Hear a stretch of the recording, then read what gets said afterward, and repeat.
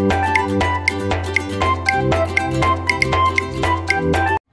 Hi అందరూ ఎలా ఉన్నారు బాగున్నారా ఈ రోజు మీ అందరికీ ఒక స్పెషల్ రెసిపీ అది నేను వండట్లేదు అత్తయ్య వండుతున్నారు ఆవిడ చాలా చాలా బాగా వండుతారు అది ఏమనుకుంటున్నారా రామల పులుసు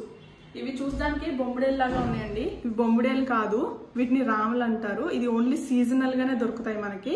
అండ్ దీని కాస్ట్ కూడా ఈ ఒక్కటి ఈచ్ 25 రూపీస్ తీసుకుంటారు ఇది ఈ సీజన్ లోనే ఎక్కువ దొరుకుతాయి లైవ్ దొరుకుతాయి సో మనకు అవి కట్ చేసి చేయడం అంత ఈజీగా ఉండదు ఎందుకంటే ఇవన్నీ స్మూత్ సాఫ్ట్ గా ఉంటాయి జారిపోతూ ఉంటాయి సో మనకి చేసేసి ఇస్తారు వాళ్ళే సో ఇది ప్లస్ చింతకాయ కాంబినేషన్ తో ఈ రోజు మీకు ఈ కర్రీ చేసి చూపిస్తారు అత్తయ్య చేస్తున్నారు చూద్దాం ఎలా ఉండాలో బట్ ఇదైతే చాలా బాగుంటుంది మీ ఎవరికైనా దొరికితే డెఫినెట్ గా ట్రై చేయండి మీ అందరికి బాగా నచ్చుతుంది ఇవి మనకు దొరికేవి ఓన్లీ దివాళీ సీజన్ లో దొరుకుతాయి ఒక 2-3 మంత్స్ ఈ టైంలోనే దొరుకుతుంది సో మీ ఎవరికైనా డెఫినెట్ గా ఇలాంటివి దొరికితే అందుబాటులో ఉంటే చింతకాయ వేసుకుని వండుకోండి చాలా చాలా బాగుంటుంది ఇవి రాములు చింతకాయ పులుసు వండుతున్నాం ఈరోజు ఇది మసాలా ఉల్లిపాయ 10 లవంగాలు ఒక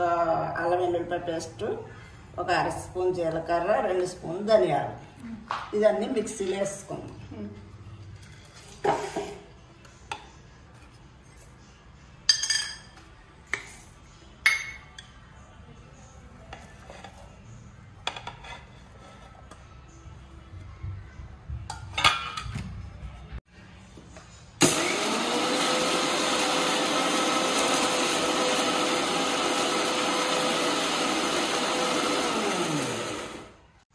మసాలా రెడీ అయిపోయింది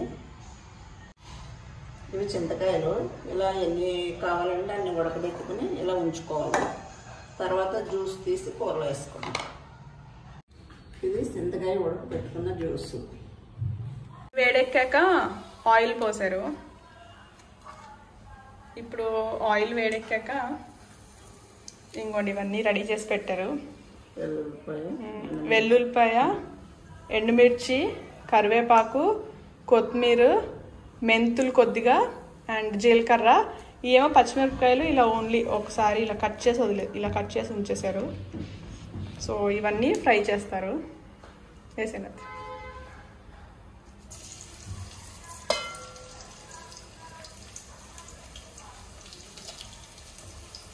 మామూలుగా చేపలు కూడా తొందరగానే ఉడికిపోతుంది కదా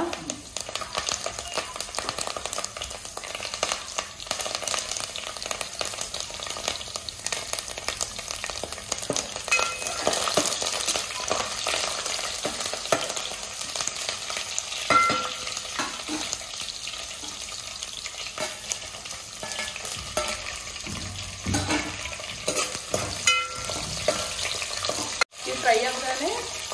మసాలా వేసేస్తున్నారు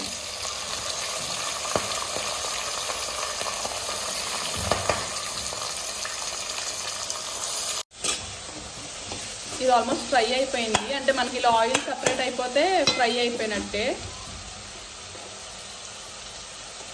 తర్వాత అందులో కొద్దిగా పసుపు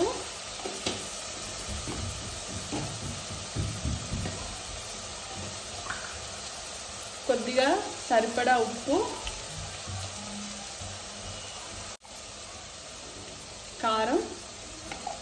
జనరల్గా మనం ఏదైనా పులుసుల్లో పులుపు వేస్తే అందులో కొద్దిగా కారం ఎక్కువ పడుతుంది కదా సో దాన్ని బట్టి చూసి వేసుకోండి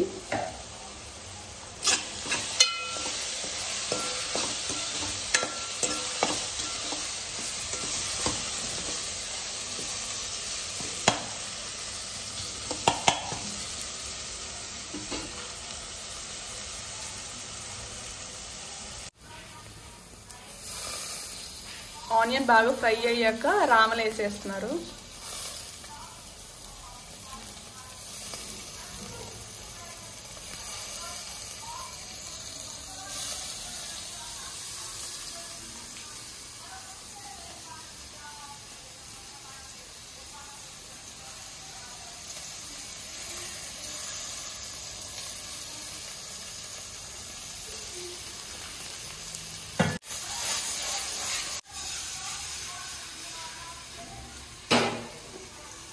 ఇవి గరిటె పెట్టి కదిపితే విడిపోతాయి కదా అందుకని గరిటె అసలు యూజ్ చేయరు. ఇది ఇప్పుడు ఇలా మూత పెట్టేసి కొద్దిసేపు ఉంచేస్తే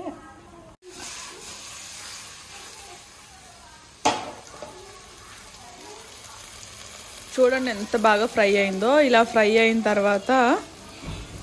మనం రెడీ చేసి పెట్టుకున్న చింతకాయ పులుసు, అంటే చింతకాయ రసం, ఉడకపెట్టిన చింతకాయల రసం, కొత్తిమీర కొద్దిగా,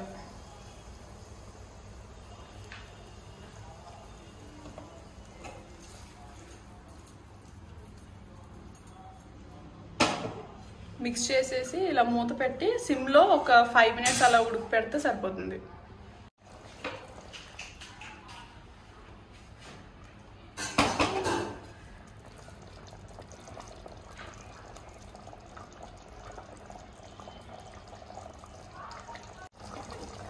వేడి వేడి రామల చింతకాయ పులుసు ready.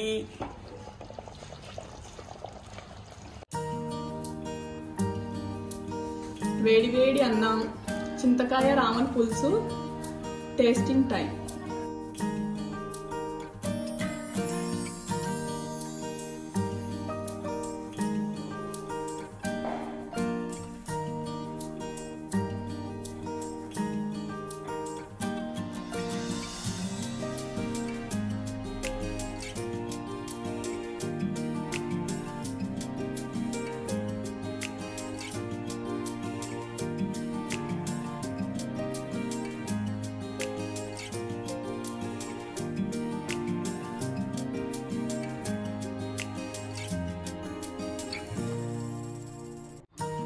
Thank you so much for watching. Bye.